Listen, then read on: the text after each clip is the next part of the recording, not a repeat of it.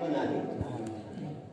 میرے دینی بھائیوں، اللہ تعالیٰ کا نظام، اس کی قدرت کاملہ، اس پر لاکھ ستائش اور لاکھ ثنا ہو۔ اس پر اللہ کی ہم پر جو نعمتیں ہیں، اس پر بہت اللہ کا شکر ہو۔ اللہ تعالی ہمیں شکر کی زندگی نصیب فرمائے۔ میرے مسلمان بھائیوں، جناب حضرت محمد مصطفیٰ امام الدنیا جناب محمد مصطفیٰ صلی اللہ علیہ وسلم نے ساری زندگی عبادت میں گزاری، اور عبادت کرتے کرتے پاؤں پر ورم بھی چڑھتا تھا، اور عبادت کرتے کرتے آنکھیں بھی لال پڑتی تھی، روتے روتے رخسار سرخ ہوتے تھے، پھر بھی امام الدنیا کے زبان سے الفاظ نکلتے تھے۔ وہ ارشاد فرماتے تھے، ما عرفناک حق معرفتک، ما شکرناک حق شکرک، ما ذکرناک حق ذکرک، ما عرفناک حق معرفتک۔ اے اللہ، عبادت ہم کر رہے، مگر ہم اس طرح عبادت نہیں کر سکے جس طرح عبادت کرنے کا حق تھا۔ ہم اس طرح شکر ادا نہ کر سکے جس طرح آپ کی ذات کا شکر ادا کرنا تھا۔ اے اللہ، ہم آپ کو اس طرح پہچان نہیں پائے۔ اے اللہ، ہمیں آپ کا اس طرح تعارف نہیں ہو پایا جس طرح ہمیں آپ کی معرفت ہونی چاہیے۔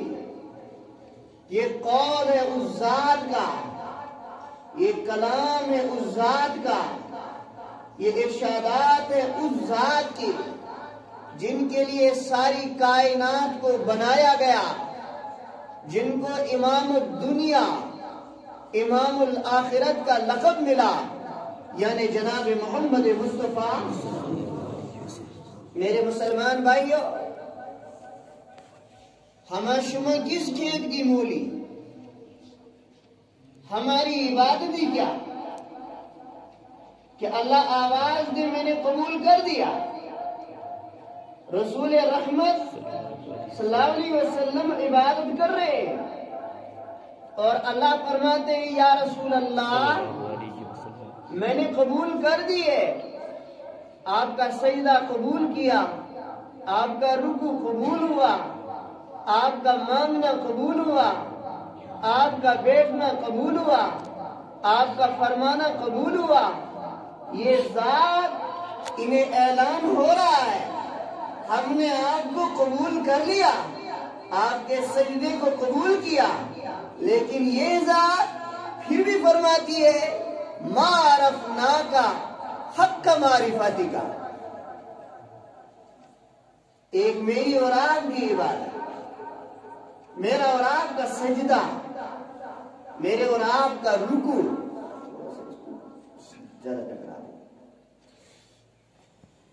میرے اور آپ کا رکوع، میرا اور آپ کا سجدہ، کس کا کیسا سجدہ؟ کیا کہہ سکتے ہیں کہ اللہ بتائے، لو بندے میں نے قبول کر دیا؟ اللہ کی شان بہت بڑی ہے، بہت بڑی ہے، لیکن اللہ کی شان کے مطابق اس طرح تو ہماری عبادت نہیں ہو سکتی۔ اب جو سجدہ ہے، رب پر امید ہے ہمارے سجدے کو اللہ قبول ہی کرے گا، ہماری ٹوٹی پھوٹی عبادتیں رب قبول فرمائیں گے۔ یہ اللہ کا عجیب نظام ہے، وقت محدود ہے، زندگی محدود ہے، اعمال محدود ہے لیکن اجر لامحدود ہے. زندگی محدود ہے، اعمال محدود ہے، اجر جنت کی شکل میں لامحدود ہے.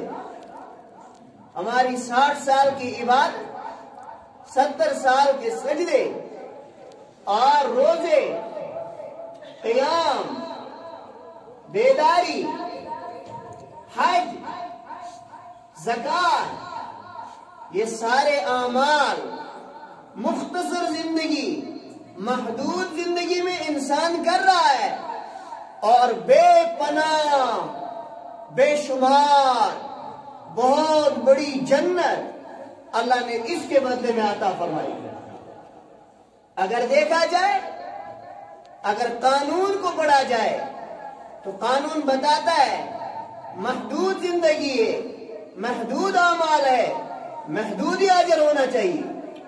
لیکن قربان جائیے حضرت اللہ جل شانہ کی ذات پر، جنت اتنی بہت بڑی جنت. فرمایا رسول رحمت صلی اللہ علیہ وسلم نے، انسان آخری میں جو جنت میں جائے گا اسے اتنی جنت بڑی ملے گی جتنی یہ ساری کائنات بڑی. اس کے مقابلے میں دیکھا جائے، ہمارا عمل چھوٹا، ہماری زندگی تھوڑی، لیکن اس کے مقابلے میں اجر جنت کی شکل میں لامحدود رب دیتا ہے. پتہ چلا ہمارے عملوں کا مدار نہیں ہے، یہ سارا کچھ رب کی مہربانی ہے، اس کی عنایت ہے، اس کا فضل ہے، اس کا کرم ہے، اس کی عنایت ہے. اس فضل کی برکت سے ہمیں جنت مل رہی ہے. اعمال کے مدار پر جنت مل جائے بہت مشکل لگ رہا ہے. رسول رحمت صلی اللہ علیہ وسلم نے فرمایا، حدیث قدسی ہے، حدیث مرفوع ہے، جبریل امین نے فرمایا، یا رسول اللہ، خدمت میں حاضر ہوئے جبریل امین، فرمایا یا رسول اللہ، ایک عبادت گزار ہے. حضرت جابر رضی اللہ تعالیٰ عنہ روایت کرتے ہیں، فرمایا ایک عبادت گزار عبادت کر رہا ہے اور 500 سال تک عبادت کرتا رہا، 500 سال تک رب کی عبادت کرتا رہا، ریاضت کرتا رہا، اللہ کو منواتا رہا، اللہ سے باتیں کرتا رہا، مصلی بچھا کر رب کو راضی کرتا رہا، اور دعا کی، اے اللہ مجھے موت ہو تو سجدے میں آ جائے، میری موت سجدے میں آ جائے.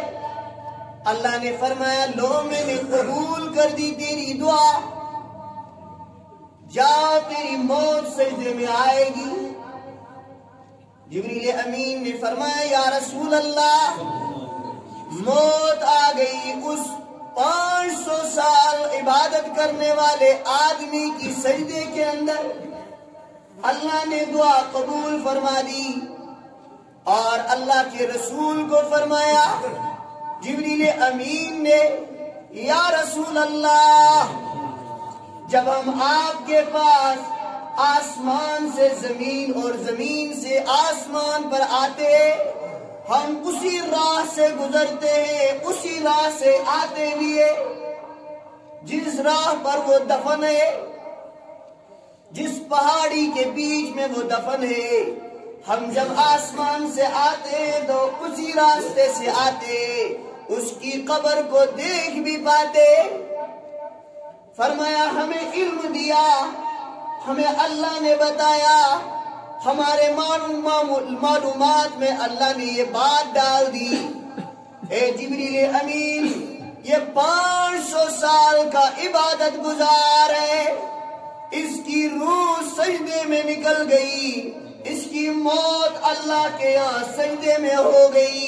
لیکن یاد رکھنا جبریل امین، کل قیامت کا دن ہوگا، میدان محشر ہوگا، آدم سے لے کر قیامت تک سارے انسانوں کا ہجوم ہوگا، سارے لوگ جمع ہوں گے، اور جب جنت اور جہنم کا فیصلہ ہوگا، اعمال کو دیکھا جائے گا، چیک کر دیا جائے گا، ہر اعمال کی خبر لی جائے گی، ہر انسان سے پوچھ کی جائے گی، اور اس انسان کو بھی کھڑا کر دیا جائے گا۔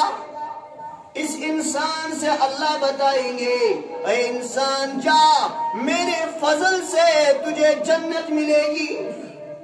بہت بڑی بات۔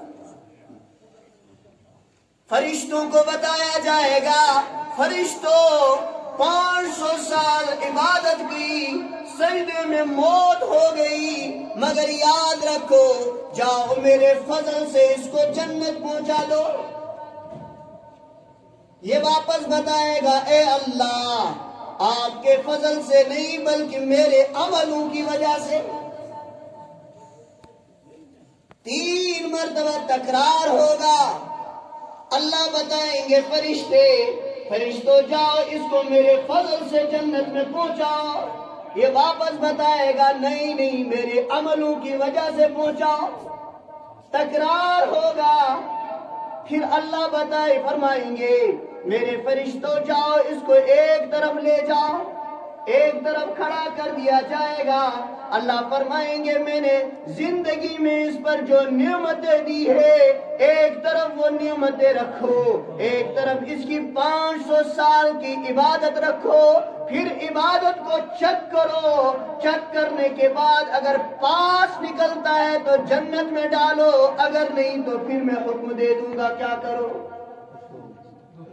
فرمایا فرشتے ایک طرف ہوئے جائیں گے، اور جب اعمال اور نعمتوں کا چیک کرنا شروع ہو جائے گا تو پتہ چلے گا 500 سال کی عبادت صرف آنکھوں کی بینائی اس کی روشنی کے برابر ہو جائے گا۔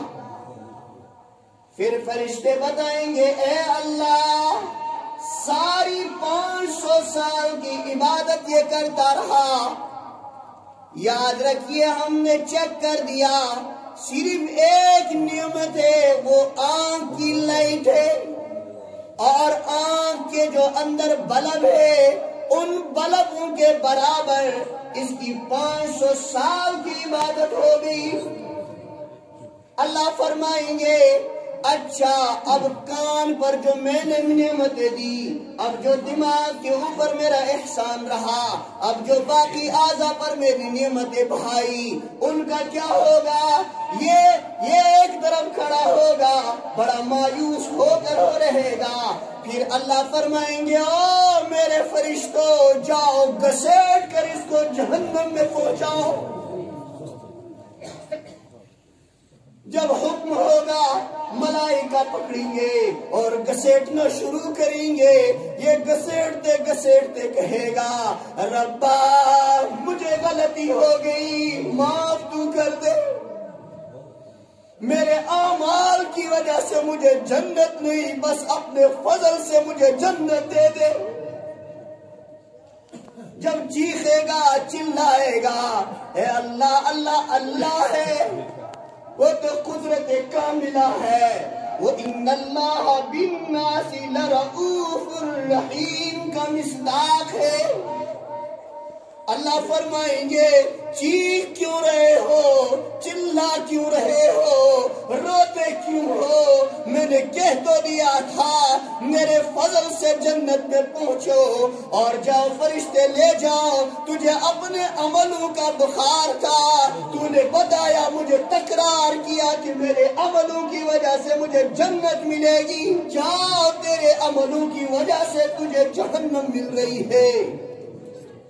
یہ چلائے گا، اے پروردگار عالم، بس اپنے فضل سے ہمیں جنت نصیب فرما دے۔ اللہ فرمائیں گے، فرشتے لے کر واپس آ جاؤ اور میرے فضل سے اس کو جنت میں پہنچاؤ۔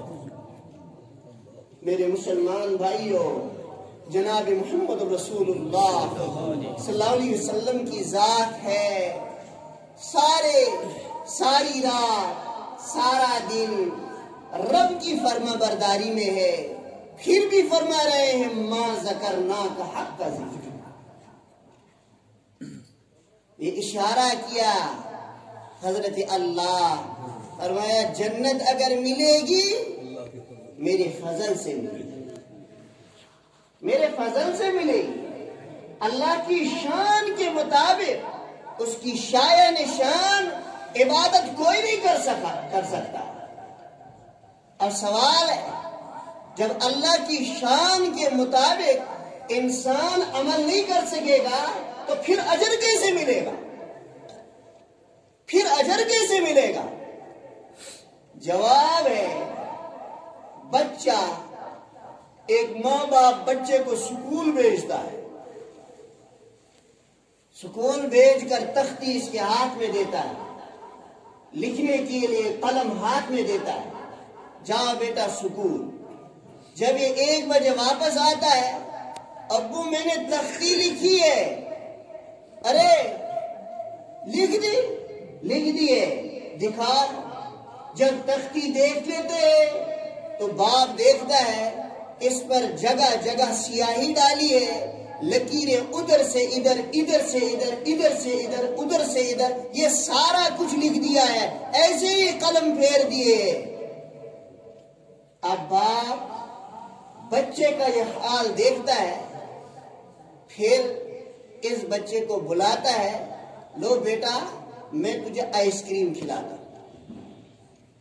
آئس کریم کھلاتا ہے، ٹافی کھلاتا ہے.